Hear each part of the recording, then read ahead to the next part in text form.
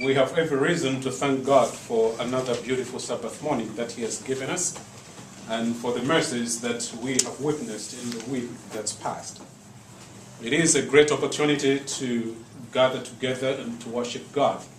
It may sometimes sound as something that we can take for granted, but once we remember there are people in this world who have no freedom to sit and listen to God's word as we're doing, we would regard this to be a special privilege that we have. And may God help us to make good use of that privilege. This morning I'd like to speak on this theme, I am the God of Bethel. And our text coming from Genesis chapter 31 verse 13, where it says, I am the God of Bethel, where thou anointest the pillar, and where thou vowest a vow unto me. Now arise, get thee out from this land, and return unto the land of thy kindred. Our text this morning is about an encounter. In this encounter, God introduces himself to a rather familiar character, Jacob. But one thing captures our attention, and that is the way God chooses to introduce himself to Jacob, the God of Bethel. We are quite familiar with God introducing himself at other times of being described as the God of Isaac, the God of Jacob, the God of Abraham, or the God of our Lord Jesus Christ. But this is a rather different kind of description that God gives to himself as he introduces himself to his servant Jacob. And so we ask this morning, why is God introducing himself in this way to Jacob? Why not describing himself, as is the case usually, as the God of Jacob, the God of Abraham, the God of Isaac? Why the God of Bethel? So this morning we'd like to consider this question, and particularly try to see the significance of this kind of an introduction, and possibly learn a few things for our own personal walk with God. But let's begin by considering a brief background to this text. This is a text that's coming after some things happened prior to that. If you go back to the book of Genesis chapter 27, you find a familiar story of Jacob and Esau, the two sons of Jacob and of Isaac and Rebekah. In this account, we learn that Isaac and Rebekah had these two sons, Esau and Jacob, the older and the younger, but they were actually twins. And in the course of their lives, Esau, at one point in his moment of weakness, sold his birthright to his younger brother. And with the help of the mother, Jacob used this opportunity later on to receive a blessing that was reserved for the firstborn, the birthright. And when Esau, his brother, realizes what had happened, he gets very angry. And he makes a statement to the effect that he was going to kill his brother. So you can get the account of that whole story in Genesis chapter 27. So when the mother hears this message from the brother that he's going to kill the young brother, she is afraid. And so she goes behind and informs Jacob of what his brother Esau is actually planning to do. And the mother suggested a way out. They say, this is what you're going to do. Run from this place. Go to Haran, to my home. You will find your uncle there, my brother, Laban. And you stay with him until the anger of your brother is calmed down. At which point, I will send a word that you come back. And so we are faced with this situation where Jacob is a fugitive. He is running away. He's a scared man. He is caught up in these machinations between the mother and the blessing. And so he is scared. He is afraid. His life is hanging in a balance. Esau was no match for him. Esau was a kind of a warrior. Jacob was a domestic person. He lived with his mother. Esau was more somebody outside the home, hunting and doing all that. And he knew that if his brother said he was going to kill him, he just meant that. You know, sometimes when you come to think about this story, to those people who are parents, you'd realize that this was one challenge of parenting, isn't it? Here was a family with 2 kids, and 2 parents, the father and the mother, and they shared the 2 kids. The father loved one, the mother loved the other. So they shared the kids in the family. And part of the problem that is coming later in the lives of these children has everything to do with how the 2 parents decided to raise their kids. And that's a stern warning to parents. Do parents sometimes have favorites amongst the kids they have? Is that unusual? It's not unusual. Parents sometimes have favorites. So they love one more than the other. And interestingly, the children know that as well. And that might actually plant a seed that later on you only regret. But that's not the point of my message this morning. We see now Jacob running away from his home. He begins his journey to Haran. But on the way, he has to stop when it got dark. And far from home and from all the comforts and the love of his mother, he is in the middle of nowhere with no place to stay. And Jacob decided to sleep on the cold, hard floor with a stone for a pillow. I do not believe that that was a very fun time for him. It was one of the most difficult times of his life. He was actually running for his life. And he finds himself in this place and dejected and away from everything that was normal to him. I believe that if he was the mother's favorite, he had the best of everything in the house. Right? There's a difference if you're the mother's favorite and the father's favorite. If you're the mother's favorite, you have more access to the goodies going on in the home. But now he is cut from all that. Alone, hungry, afraid. He sleeps in this place. This was a city called Luz. So we read from Genesis chapter 28 that when Jacob was sleeping on that place, he had a dream. God appeared to him. This was one of those rare moments when God appeared to human beings. Because the Bible says that he dreamt a ladder connecting earth and heaven. And on this ladder, angels of God were going up and down. But at the top of the ladder, God stood there. And Jacob experienced that. Jacob saw that in his dream. He had that encounter with God in this dream. And God appeared to him. And God speaks something to him. And God said in Genesis 28 verse 13, I am the God of Abraham thy father, and the God of Isaac. The land where thou liest, to thee will I give it, and to thy seed. God makes a promise to him at a moment when Jacob believed that he was lost. At a moment when he believed that there was nothing anymore working in his life. He is alone in this place, troubled as he was, running for his life. And at that moment, God decided to appear to him.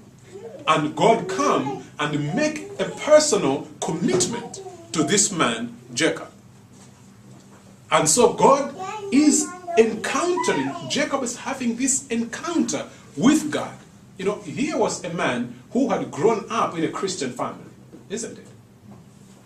He grew up in a Christian family. He knew about God. He had worshipped at the altar of Isaac, his father. But this was a moment when he had to make the God of Abraham, his grandfather, the God of Isaac, his father, his personal God. It was a moment when you had to make that personal commitment. There are times in our lives when we have to make that personal commitment. People say, you know, being born in a garage does not make you a mechanic. Or does it? You cannot be a mechanic for being born in a garage. You can only become one if you train to become one. And the corollary is true. Being born in a Christian family does not make you a Christian. Growing up with a Christian influence around you does not automatically make you a Christian. You only become a Christian by encountering God in a personal way and make your personal decision and your personal commitment to follow that God. And so here at Bethel, Jacob have this experience. He encounters his God, and when he wakes up in the morning, he says, this place, this is indeed not just any other place. This place is the very gate of heaven.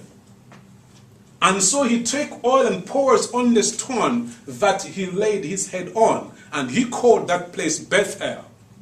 Bethel means house of God. So Jacob made this place change its name from being Luz to being Bethel, a house of God, because it was a place where Jacob met his God. It was a place where Jacob encountered God in a personal way. It was a place that marked a beginning of a journey, his spiritual journey, as one of the patriarchs of God. Now, if we jump from this point 30 years ahead, we come to a situation where Jacob now has spent his life in Haran. He finally got to Laban's place in Haran and has lived there. So it was a span of close to 30 years when the title, the text that we have read, I am the God of Bethel, is coming. It was almost after 30 years from his encounter with God on his fleeing. So Jacob had sojourned in Haran under his uncle Laban. He was a fugitive all the time that he was in this place, Haran, because he was running away from the anger of his brother. So Jacob sojourned in this land, away from the comforts of home and the love of his mother. He was forced, as it were, to live in a strange land. And life was not all rosy for him in this place. The time that Jacob spent in Haran was probably one of the most difficult times of his life. Perhaps second only to that night of wrestling with God. Laban was not an easy person to work for. He was his uncle, but that never changed the situation. Jacob, talking about his experience working with Laban, later on commented in Genesis chapter 31 verse 7, "And your father hath deceived me, and he changed my wages 10 times. But God suffered him not to hurt me." Continuing verse 41 and 42, he said, "Thus have I been 20 years in thy house. I served thee 14 years for thy 2 daughters, and 6 years for thy cattle.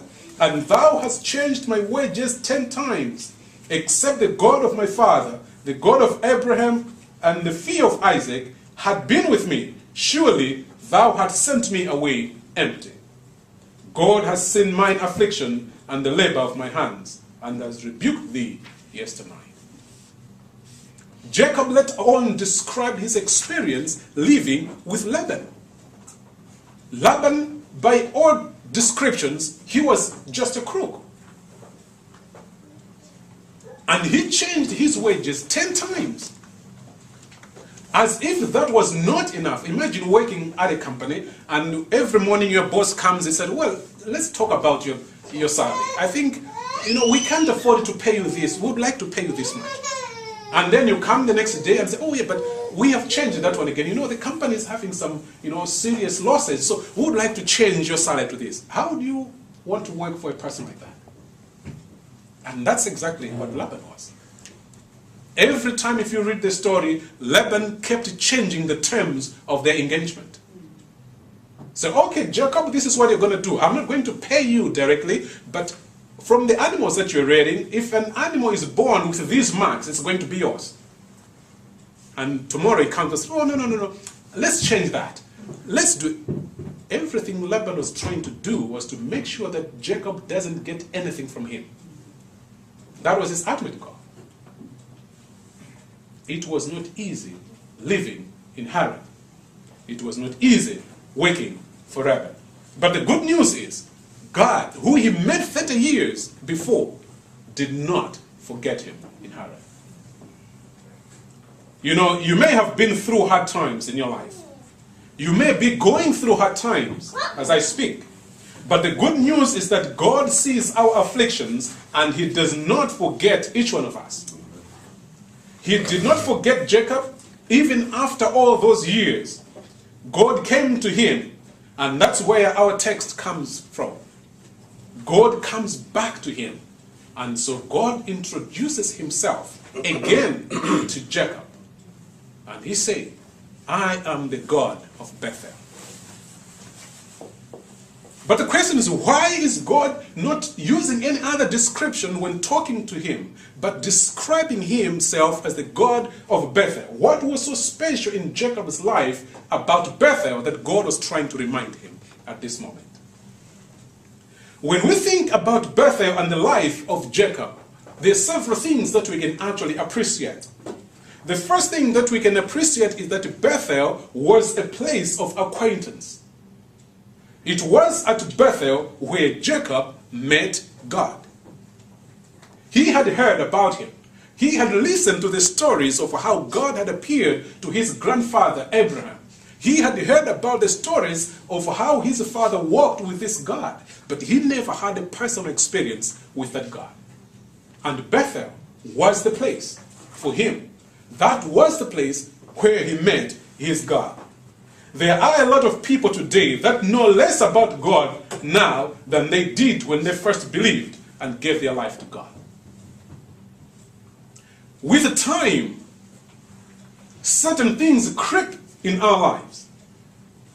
With time, challenges come in our walk with God. And there's always that moment that we need to remember where we're coming from. And this was a place for Jacob. Jacob had sojourned for 30 years in Haran, and perhaps he had forgotten his experience with God in that specific moment when he met him at Bethel, and all the promises that he made to that God when he met at Bethel, and all the promises God made to him when they met at Bethel. Circumstances may have overtaken him to forget that important information. And so it happens with each one of us. 2 Peter chapter 1 verse 9 says, but he that lacketh these things is blind and cannot see afar off, and hath forgotten that he was purged from his old sins. Jacob met God in his troubled times. He was fearful and basically running for his life. And today, many of us need to go back to that place where we first met the Lord. Bethel is the place where you can go back and find power and purity and peace. Bethel is the place where you can go back and fall in love again with God, because it is the place that marks the beginning of your spiritual walk with God. In other words, God is calling Jacob back to the basics. He is calling him back to that early experience that he had with God, to that conversion experience. Is your religious experience today just a deadly formalism, without power or life? God is calling each one of us back to Bethel. Bethel is a place of acquaintance. Again, Bethel is a place of affirmation. Can you recall the times that you promised God that if he would help you, that you'd do this or you'd never do something ever again? Can you remember any time like that in your life? Can you remember the times perhaps when you were baptized, the vows that you made with your God. And when you look back to those vows, when you just walked out of the waters of baptism, can you remember what you said? Remember the vows that you took the day you gave your life to Jesus and promised the Lord that if He would save you, then you would live for Him. Jacob was reminded of that vow that he made back in Genesis chapter 28. In Genesis chapter 28, verse 20 to 22, Jacob made specific promises to God. And Jacob vowed, saying, if God will be with me and will keep me in this way that I go, and will give me bread and raiment to put on, so that I come again to my father's house in peace, then shall the Lord be my God. That was a promise that he made. If God is going to be with me, to lead me to the land that I'm going, and to bring me back to the house of my father, if God is going to take care of me in the strange land that I'm going, to give me clothes to wear, and to give me food to eat, then God is going to be my God. He made that vow on that journey. And in verse 22, he continued and said, and this stone which I have set for a pillar shall be house of God. And of all that thou shalt give me, I will surely give a tenth unto thee. Bethel was a place of commitment. Jacob made his commitment to God in that encounter with God. He made vows to that God. He promised to do certain things in his walk with God.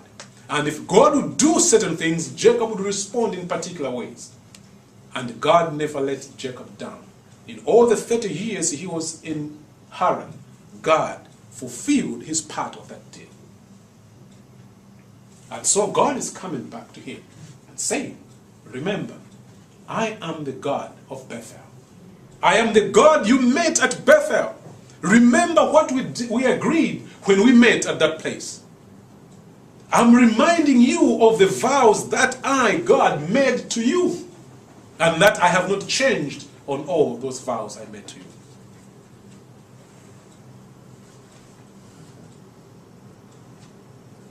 We need to go back to the Bethel of our religious walk, to affirm our grace and not to question our salvation. We need to go back to that place and affirm our goal. Why did we choose to become Christians or believers in the first place? Why did we make that choice? What goals did we have for a Christian life? If we go back to that moment and look back, we will find new meaning in our current walk with God. Bethel was a place of altars. Read with me Genesis chapter 35, verse 1 to 7. I'm reading from the New International Version. Then God said to Jacob, go up to Bethel and settle there, and build an altar there to God, who appeared to you when you were fleeing from your brother Esau.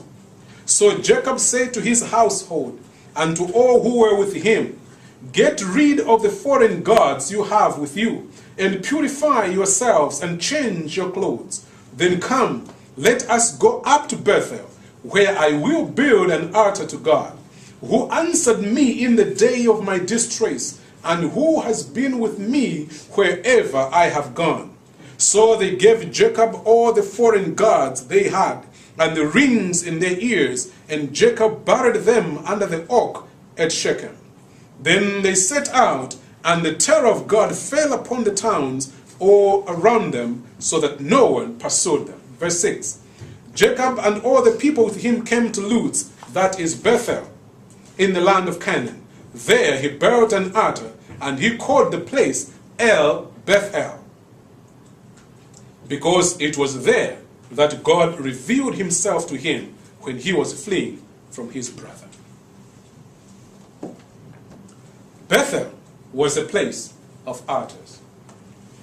So in verse 1 that we have read here, God told Jacob to arise and go back to that place, to go back to Bethel, and make an altar to God. God was trying to bring Jacob back to worshiping him. And he said, you cannot have an altar in this strange land. You need to go back to where we started. And that's where you will renew your worship of me as your God. So God is calling him to go back to that place. Jacob had gotten away from Bethel. Remember, Bethel means the house of God, isn't it? So when Jacob was leaving Bethel on his way to Haran, what was happening? He was moving away from the house of God, right? So his journey into Haran marks his moving away from the house of God. And God is calling him back to that house.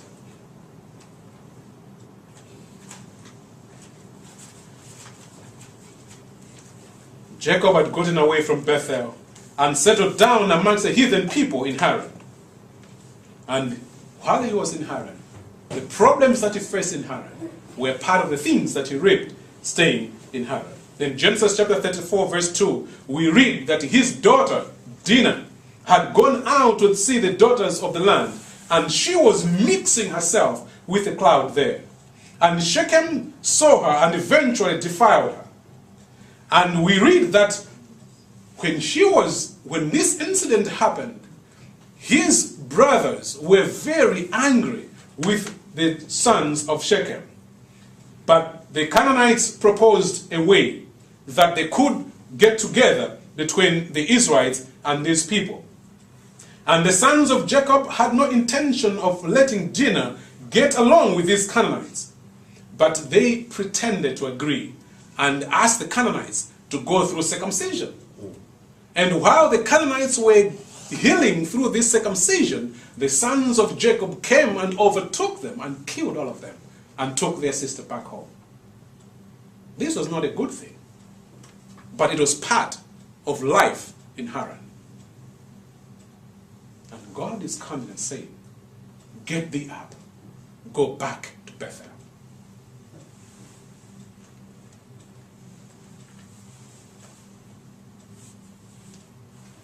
So, in verse 2 of chapter 35, Jacob is preparing to go back to Bethel, and he's ordering his family to put away their strange gods.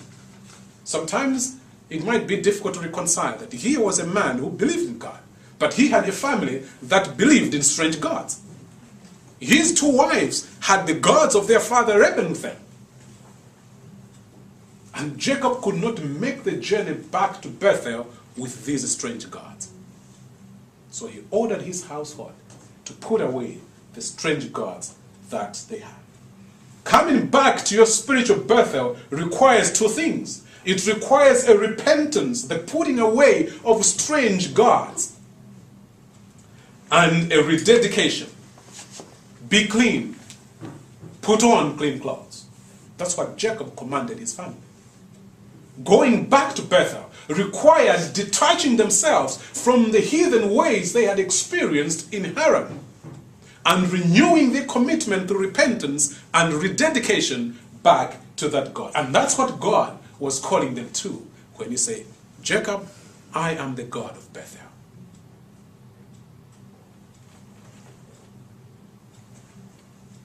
And importantly, Bethel was a place of assurance. God had reappeared to Jacob. Jacob returned to Bethel, built an altar, and called it El Bethel, because God had appeared to him when he fled from the presence of his brother. Bethel was a place of reassurance. My brothers and sisters, our God is a personal God. He is a personal God. God is not a corporate God. He is not the God of the church. It does not matter to have a God of the church. But do you have God? Do you know him as a person? He is a personal God. God relates to each one of us in our specific experiences rather in a personal way. When God is not introducing himself as the God of Isaac or the God of Abraham, because he is a God of Abraham because he had a specific experience with Abraham, right? He is a God of Isaac because he had a specific experience with Isaac. But that does not count anymore when he talks to Jacob. Because the experiences of his grandfather and his father are not his experiences with that God. And God is coming in a personal way to Jacob and say, I am the God of Bethel. Because Bethel is where you and me personally had an encounter. And that's where our friendship starts. God reminded Jacob of that personal encounter when he made the decision to make the God of his fathers his own God. You can never be a Christian by surrounding yourself with Christian experiences, Christian friends, Christian music, or a Christian lifestyle. You become a Christian by encountering God. There is no formula for this. There is no formula on how you encounter God. Jacob's experience was different from Isaac's experience, and it was different from Abraham's experience. It was his own experience. How you got saved, or how you may get saved or encounter God, may be completely different from the way I encountered God. Because it is a personal experience. There is no formula. For Jacob, it was on that night when he was fleeing from home. It marked the beginning of his experience with God in a rather personal way. And it remained a foundational point on how Jacob understood God and related to God the rest of his life. And it is not surprising when God said, I am the God of Bethel. Arise, go back to Bethel. What or where was your Bethel? Or do you have the Bethel experience in your Christian walk with God? If you have never had a Bethel experience, God is waiting even now to have that experience with you in a very personal way. The question is, what is your answer today? What is your answer? God is calling each one of us to have that Bethel experience. God is calling each one of us to encounter him in a special way. How do we respond to that?